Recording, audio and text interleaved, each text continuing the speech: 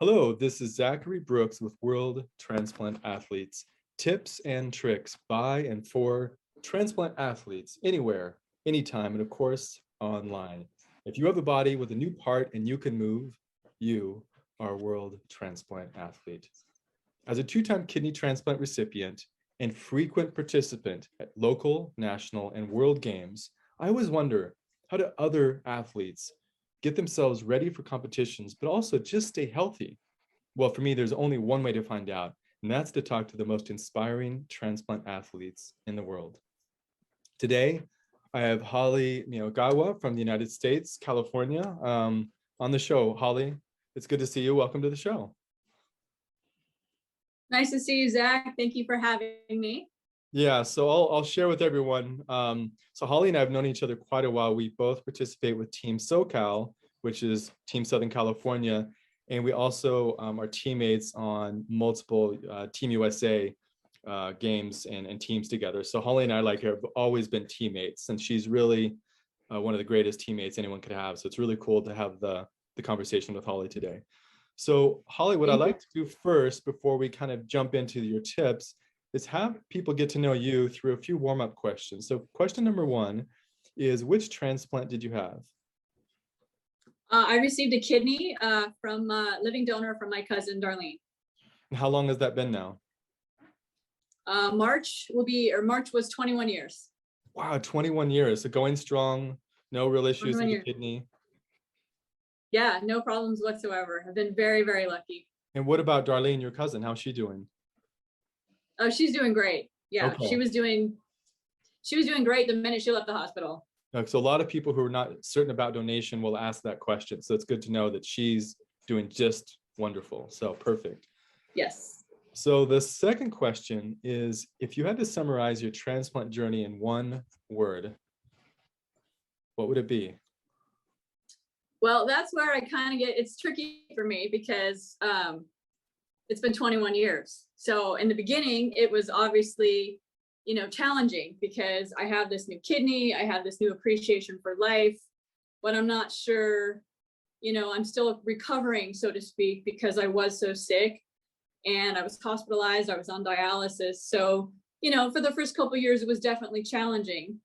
But as I progressed and I realized I could live my life, it became very rewarding. So hopefully 2 words is okay. Yeah, totally. So what was the first word? Challenging and then rewarding? Challenging yet rewarding. Okay, excellent. So the next question is, what was if you can remember that far now, or remember, yeah, what was your first exercise, what you would call an exercise post-transplant? For me, my first exercise was basically walking. I'm lucky enough to live by the beach. So my goal was to just walk on the beach, walk down to the beach, walk on the sand. And then I think about 2.5, 3 months later, I played in a volleyball tournament. Whoa, you did? I did. How did you do? Do you remember that tournament? I don't remember how I placed. I know I was just happy to be in it and having fun with my friends.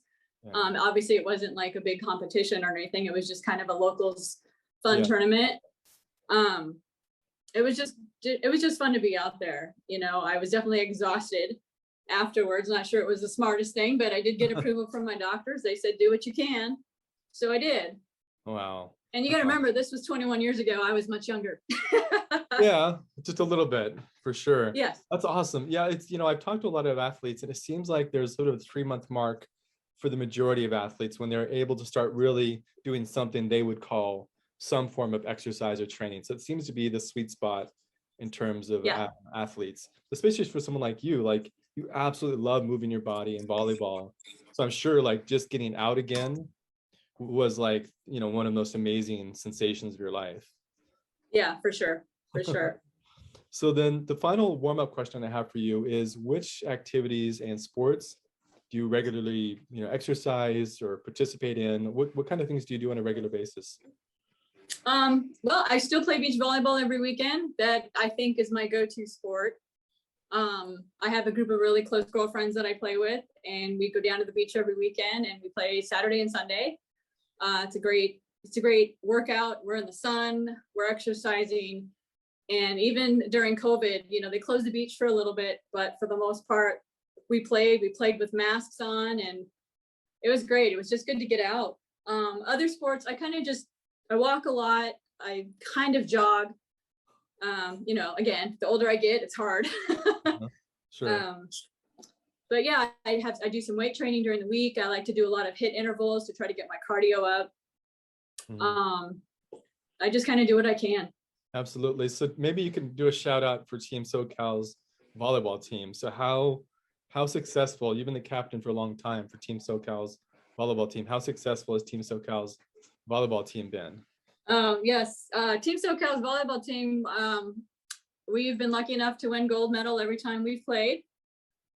We will be going for our fourth gold medal in 2022 in San Diego. Okay.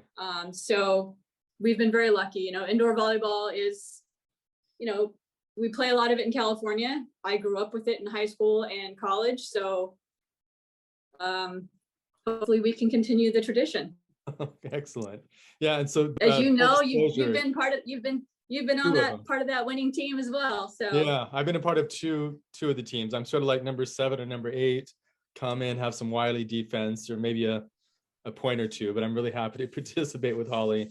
Oh yeah, no, it's great. Awesome. Well, that's the one thing, you know, volleyball is a team sport. You know, yes, I'm the captain, but that doesn't mean, you know, I couldn't do it alone. You know, no. you need all 5 players, or you know, 12 on a team on a roster, and you need everybody. You know, it is a team sport, and that's what makes it so fun, is that you play together, you win together, you lose together. Yeah. But yeah, absolutely, that's why I like it. Excellent. So thanks so much for those warm-up questions, Holly. So now let's get to the heart of the show, which are the tips and tricks by and for transplant athletes everywhere. So you'll give me 5 like everyone else. And so I like to list the 5 and go back to the top. You can walk us through those tips. So number 1, you say hydration and eat healthy are very, very important. Number 2, mental awareness, visualize events. I really want to talk about both of those because there's sort of 2 different ideas, and both are very important. Number 3, stretch and warm up. Number 4, practice. Okay. I think I know what that means. And number 5 is sleep and enjoy yourself. So let's go back to the top. And so the tip number 1 you have for everyone is hydrate and eat healthy. So why are those so important for you? Well, for me, hydration is key, because as you know, as a kidney recipient, you have to hydrate. Your kidney needs water. You need to make sure you're always hydrated. And you know, as you don't, you start to cramp. You realize what's going on. So that's always been something I've been taught since day one. You know, since I was younger, even pre-transplant. Always hydrate. Always eat as healthy as you can. I'm finding that, you know, as you get older, you definitely need to focus more on hydration, and you really need to eat healthy as best you can, get as much protein. And I think that will help you in the long run. Yeah, I agree with this one a lot. And this is what I would classify as like relearning, like you have to relearn this lesson. I mean, I hydrate, I drink massive amounts of fluid, and probably since my 2 transplants in 20 years, I've maybe had 3 really bad bouts of dehydration. Even though I thought I was drinking enough. Like if you just have a slippage for like, you know, a day and you're like, no, I'm not drinking enough, it can happen. So like you have to really hydrate. Oh, of course. Yeah. So then the second I find go ahead, Holly. Go ahead. Sorry, I interrupted you. No, I was just gonna say, I find that as if I'm not hydrated, I find that I cramp.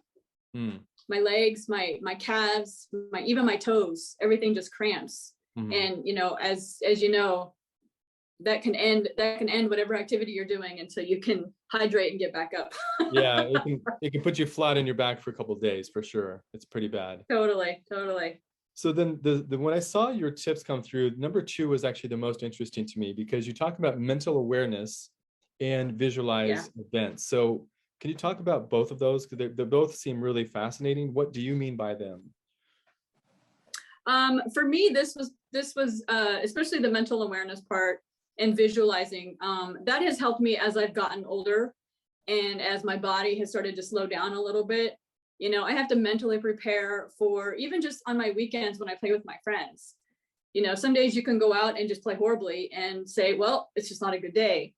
And I find that if I prepare myself, hey, this is my sport, this is what I love, I prepare for it.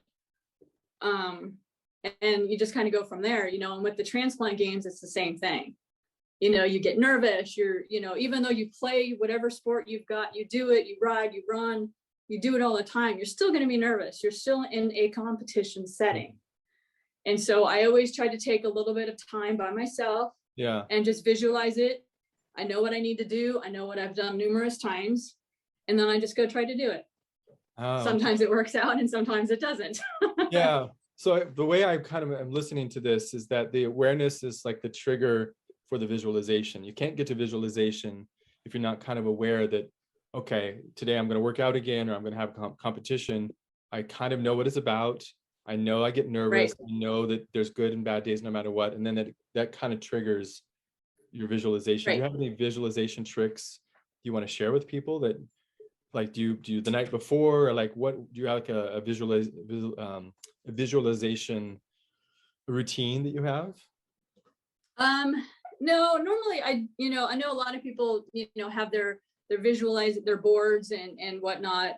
For me, it's just kind of like a moment of just picturing myself, what I've done in the past. If I'm doing, especially with beach volleyball or even indoor volleyball, I know that's my passion. And I know there's good days and there's bad days. So I'm just going to kind of visualize the good days and, kind of just make that, obviously my goal to have another good day, especially during competition, stuff like that. It's always fun to look back, especially our last gold medal. We finished it, well after midnight in 2019. 2019 in Utah, 18 in Utah. 19, yeah. 19, I can't remember. 18. You're right, 18. Gosh. 18, yeah. And that was a long, long day. We started early and we finished after midnight. And so I definitely focus on that and how hard that was and how challenging that was, because we were so tired. Mm-hmm. But that helps sometimes with, especially if I'm tired or whatever, it's nice to visualize prior events and stuff to kind of keep you going. Yeah. What I do sometimes the night before competition is to put myself to sleep, because it's actually hard to sleep the night before competition. I actually start visualizing, okay, I'm going to wake up at this time, and then I would do this step. And I start visualizing the entire day. And usually after 5 minutes of that, I fall asleep. So the visualization for me the night before competition actually helps me fall asleep, because otherwise my mind is going in too many directions. So I really like practice of visualization. So tip number 3 you have here is stretch and warm up. So why, this one seems obvious, but why for you is this one so important, Holly? For me, it's obviously, once again, as my body gets older, 20 years ago, I didn't need to stretch as much as I do now. Mm-hmm. And even now, I don't necessarily stretch as much or warming up. You kind of just go and you start playing. But that's what leads to injuries, and the last thing you want is an injury, especially from doing something stupid, not like warming up and stretching. So it's kind of the basics. What everybody does before anything, whether you're a professional athlete or just going out for fun. You just need to be careful and prepare yourself, I guess, stretch your bodies. Totally. Thank you. Thanks for that. So the number 4 you have practice. Now, is this like some obsession you have, or why do you say practice? It just, for me, I had the games in mind as far as, competition wise. And obviously the more you practice, the better you're going to get. Again, people they have good days, they have bad days, but you still need to practice. You still need to get out there and you need to do your drills. You need to warm up. A runner, so a sprinter is not going to go out and just go run 100 for the first time. They're going to practice. They're going to do a lot of drills. They're going to do a lot of speed drills and so forth. Just like with marathons, you have to train. You can't just go out and decide you're going to run 26 miles, unless you're a child. Maybe, yeah. But so I think practicing is key in order to just keep up the skill level. Yeah, I know when I practice and train really well before an event, you have all this nervousness that always comes no matter how much you've practiced.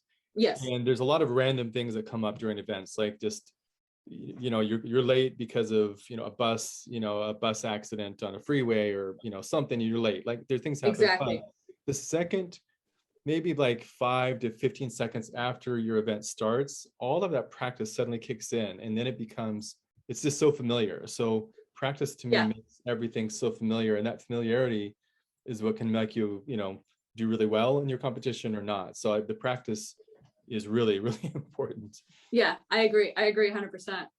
Yeah, and then the fifth thing you list here, Holly, is sleep and enjoy yourself. Now, a few people have said sleep, and other people have said enjoy yourself. So why enjoy yourself? Why did you list this as a tip for you, for everyone?